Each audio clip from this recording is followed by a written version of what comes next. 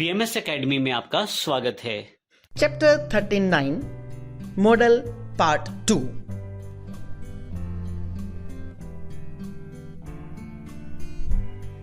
Next model must. Must का मतलब चाहिए या चाहिए ही चाहिए या अवश्य चाहिए। इसका फॉर्मूला है subject plus must plus first form plus rest sentence. यानी कि मैं एक बार दोबारा रिपीट करना चाहूंगा, should was used for general purpose. Should का प्रयोग किसी जनरल पर्पस से होता था, यानी कि किसी भी काम के होने या ना होने से जिसमें ज्यादा फर्क ना पड़े, लेकिन जनरल तौर पर बात किया था कि हाँ ऐसा होना चाहिए या ऐसा नहीं होना चाहिए। दूसरे नंबर पर हमने चाहिए का प्रयोग देखा और टू के लिए, वो हमारे पास किसी भी प्रकार के सामाजिक, नैतिक एवं धार्मिक कर्तव्य के लिए प्रयोग किया जाता था, यानी कि फॉर एनी सोशल, रिलीजियस और एनी मॉरल ऑब्लिगेशन। लेकिन मस्ट का मतलब तो यह है कि चाहिए ही चाहिए, कि अगर ऐसा नहीं हुआ या अगर ऐसा नहीं हुआ या अगर ऐसा हुआ तो गंभीर परिणाम भी भुगतने पड़ सकते हैं। उस ऑप्शन में हमारे पास मस्ट का प्रयोग होगा। Formula subject plus must plus first form plus rest of the sentence. You must work hard if you want to get good marks. तुम्हें अवश्य ही कठिन परिश्रम करना चाहिए यदि तुम अच्छे मार्क्स लेना चाहते हो। The village is flooded, everyone must leave the village at once. Everyone must follow the traffic rules. She must never go to such an unsafe place. The old lady must take rest.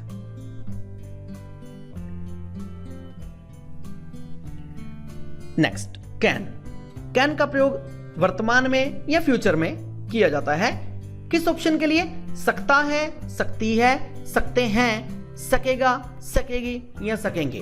वर्तमान में सकता है, सकती है, सकते हैं। Future में यानी कि भविष्य काल में सकेगा, सकेगी, सकेंगे, यानी कि ऐसा कर पाएंगे, कर सकेंगे, लाइक दैट। इस ऑप्शन में कैन का प्रयोग होता है।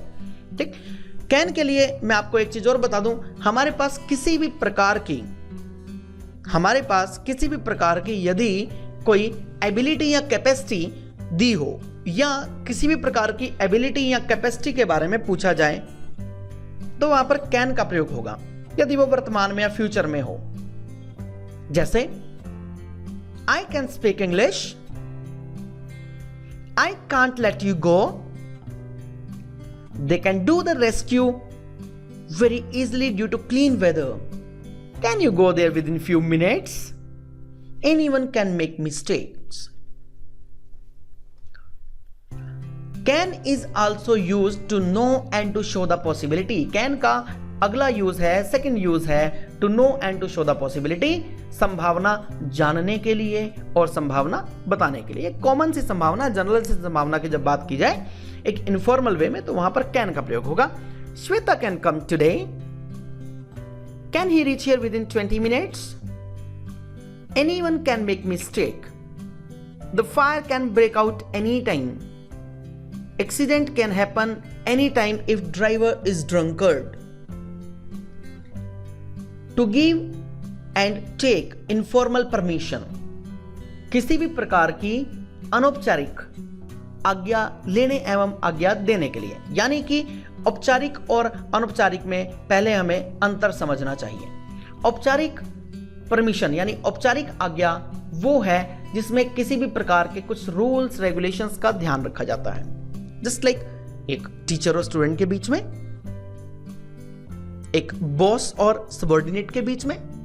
लेकिन अनौपचारिक परमिशन हमारी वो परमिशन है जिसमें किसी भी प्रकार का कोई रूल्स एंड रेगुलेशंस का ध्यान नहीं रखा जाता, जैसे परिवार के सदस्यों के बीच में, पति पत्नी के बीच में, मित्रों के बीच में। तो ये हमारे पास किसी भी प्रकार की इनफॉर्मल परमिशन के लिए प्रयोग किए जाते हैं, चाहे वो इनफॉर्मल परमिशन लेनी हो, चाहे वो इनफॉर्मल परमिशन देनी हो। You can borrow my bike, तुम मेरी बाइक ले जा सकते हो। She can go now, you can play here, they can not organise a function here, can I smoke here. To know and to show the nature, किसी के स्वभाव को जानने के लिए या फिर बताने के लिए भी हम कैन का प्रयोग किया करते हैं। शी कैन डिसीव यू, वह तुम्हें धोखा दे सकती है। They can befool you very easily. Teachers can insult you, they can do silly mistakes, can you help them? Now 10th number पर 10th मॉडल हम समझेंगे कुड का यूज, जिसका प्रयोग किसी भी प्रकार की पास्ट की एबिलिटी या कैपेसिटी को बताने के लिए हुआ करता है। इसके और भी कुछ यूज हैं जो हम आगे डिस्कस करेंगे, लेकिन इसका हिंदी में शाब्दिक अर्थ है सका, सकी या सके। जिस प्रकार से हम कैन का प्रयोग वर्तमान में सका, सकता है, सकती है, सकते हैं के लिए किया करते थे, उसी प्रकार से कुड का प्रयोग पास्ट के लिए सका, सकी या सके, यानी कि ऐसा कर सका या ऐसा कर सकी या ऐसा कर सके इस ऑप्शन में, या ऐसा नहीं कर सका, ऐसा नहीं कर सकी या ऐसा नहीं कर सके इस ऑप्शन में होता है। इसका फॉर्मूला वही सिंपल, हमारे पास सब्जेक्ट, सब्जेक्ट के तुरंत बाद मॉडल यानी subject plus could plus first form plus rest sentence.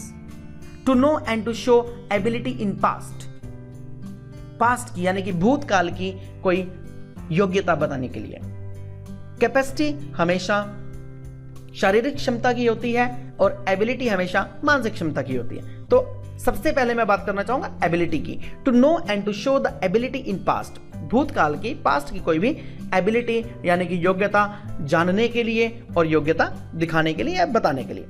I could dance, I could speak English when I was in 10th class, he could cross river in youth, Balraj couldn't run 5 kilometers continuously. Could they perform better in past? To express a very polite and humble request, किसी भी प्रकार की कोई भी अत्यधिक विनम्र प्रार्थना करनी हो उसके लिए हम कुड का यूज करते हैं, भले ही वो वर्तमान में हो। कैसे? Could I see the honorable Prime Minister of India? Could you wait some time please? Could I see your new mobile please? Could you please tell me the truth? Could I talk to you Naval? Indirect speech में हम could का प्रयोग करेंगे can के past के रूप में। कैसे?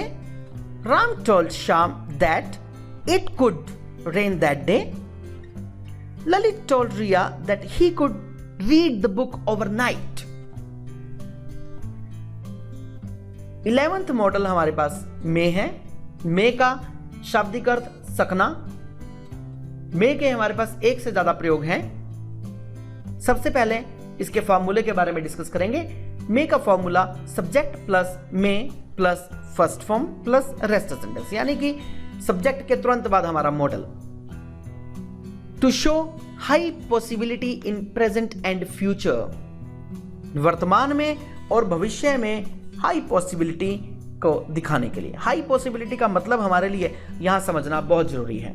हाई पॉसिबिलिटी का मतलब क्या है? हाई पॉसिबिलिटी मीन्स किसी भी चीज की बहुत ज्यादा संभावना, यानी कि जब किसी कार्य के करने या होने की बहुत ज्यादा संभावना हो तो वहां पर हम मे का प्रयोग करेंगे। इसको एक उदाहरण की सहायता से मैं आपको समझाना चाहूंगा। जब हम आकाश में देखते हैं कि बहुत घने काले बादल छाए हुए होते हैं, तो हम काले बादल देखते साथ ही एकदम से बोलते हैं कि भाई बारिश आएगी, यानी कि बारिश आ सकती है, हो सकता है बारिश हो। तो काले बादल देखकर हमने कहा कि बारिश हो सकता है कि ना भी हो, लेकिन एक संभावना है और संभावना बहुत प्रबल है कि हाँ इतने घने काले बादल छाए हुए हैं, इतनी घनी जो घटाएं छाई हुई हैं, तो बारिश आने की संभावना ज्यादा है। तो उस ऑप्शन में हमारे पास मे का प्रयोग होगा वर्तमान में। कैसे? To show high possibility in present and future. Example, it may rain today, India may win the match again, he may reach here within 20 minutes, police may arrest him, he may not get a job next year। Second use है हमारे पास may का, to know and to express permission. दोस्तों अभी जैसा मैंने can की बारे में आपसे, जब कैन के बारे में डिस्कस कर रहे थे तो मैंने आपसे बात की थी एक औपचारिक और अनौपचारिक परमिशन की। तो वहां पर हमने एक अनौपचारिक आज्ञा के लिए कैन का प्रयोग किया था, लेकिन यहां पर हम एक औपचारिक परमिशन यानी औपचारिक आज्ञा की बात कर रहे हैं। औपचारिक आज्ञा लेनी हो या औपचारिक आज्ञा देनी हो, उसके लिए मे का प्रयोग किया जाता है। इसका साधारण सा उदाहरण है, जब भी एक छोटा बच्चा या कोई स्कूल का विद्यार्थी अपनी कक्षा में प्रविष्ट होता है तो अपने टीचर से वो एंट्री लेते समय उससे पूछता है क्या मे कम इन सर, या ऐसा ही may come in ma'am, yes you may come please. Answer में इस प्रकार से कहा जा सकता है, यानी कि इस प्रकार से परमिशन, एक फॉर्मल परमिशन, औपचारिक परमिशन जो है, औपचारिक आज्ञा दी जा सकती है। You may take bath now. Next, to express a wish, may का प्रयोग किसी भी प्रकार की किसी विश को प्रकट करने के लिए भी किया जाता है। आपको याद होगा जब हम माय बेस्ट फ्रेंड का ऐसे किया करते थे, माय बेस्ट फ्रेंड के ऐसे में हम अंतिम पंक्ति में क्या लिखते थे, मे ही लिव लॉन्ग, यानी कि उस भगवान करे कि उसकी आयु लंबी हो। तो इस प्रकार से हम अपने मित्र के लिए एक भगवान से प्रार्थना किया करते थे। वही example, may you succeed in life, may God bless you, may he pass engineering with good marks, may he be rich. 12th model, use of might. Might का अर्थ भी सकना। माइट के भी हमारे पास एक से ज्यादा यूज हैं। सबसे पहले इसका फॉर्मूला देखेंगे। सब्जेक्ट के तुरंत बाद माइट का प्रयोग, subject plus might plus first form plus rest of the sentence. To express less possibility, जैसे मे का प्रयोग करते समय हमने हाई पॉसिबिलिटी की बात की थी, इसी प्रकार से अगर संभावना हमारे पास कम हो, उसी उदाहरण को दोबारा लेता हूं। अगर तो आकाश में घने काले बादल छाए हुए थे और संभावना बहुत ज्यादा थी बारिश की, तो बात अलग। अगर संभावना कम हो तो हम माइट का प्रयोग करेंगे, यानी कि ज्यादा काले बादल नहीं छाए या बादलों की संख्या बहुत कम है, बादल बहुत कम है, बादल का वॉल्यूम बहुत कम है, हमें नहीं लगता कि बारिश होगी या हो भी सकती है, तो उस ऑप्शन में हम माइट का प्रयोग करेंगे, यानी जब संभावना कम हो। It might rain today, it might rain tomorrow, यानी कि माइट का प्रयोग वर्तमान के लिए और फ्यूचर के लिए भी किया जा सकता है। They might reach after some time, however they are too much late but still they might reach in function. This budget might be a good budget. might का अगला यूज इनडायरेक्ट स्पीच में भी might का प्रयोग किया जाता है, मे के पास्ट फॉर्म के रूप में, यानी मे की पास्ट के रूप में। Ram told Shyam that it might rain that day. He told Lucky that Nishu might come next day. To express permission, a polite request, जब भी किसी भी प्रकार की कोई विनम्र रिक्वेस्ट करनी हो, विनम्र प्रार्थना करनी है, तो उसके लिए भी माइट का प्रयोग किया जाता है, अत्यंत विनम्र प्रार्थना के लिए। Might I join you, might I start debate. Next, 13th model, would. Would का प्रयोग विल के पास्ट फॉर्म के रूप में, पास्ट रूप में इनडायरेक्ट स्पीच में किया जाता है। Example, Ram told Priya that he would go there next day. I told Nishu that Rami would come the next day. To express the habit of past.